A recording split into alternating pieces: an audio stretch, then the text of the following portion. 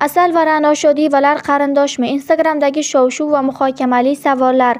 Videoni oxirigacha tomosha qiling. Kanalimizni ilk bor ko'rib turgan bo'lsangiz, videoga like bosishni va obuna bo'lishni unutmang. Aktyor va bloger Mo'min Ibrohimov muxlislarini qiziqtirgan ko'plab savollarga javob berar ekan, hozirgi vaqtda ijtimoiy tarmoqdagi reklama narxini ham aytib o'tdi.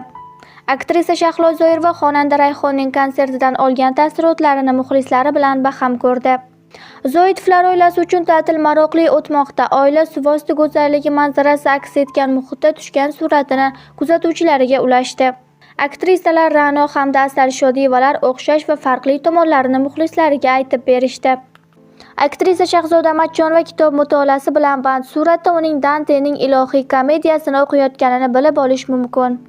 Aktrisa Dilnoza Kubayeva oradan 12 yil o'tib Farzandim filmidagi o'g'li Kamron Saidmurodov bilan uchrashdi. Aktrisa bu kutilmagan uchrashuvdan ta'sirlanganini yashirmadi.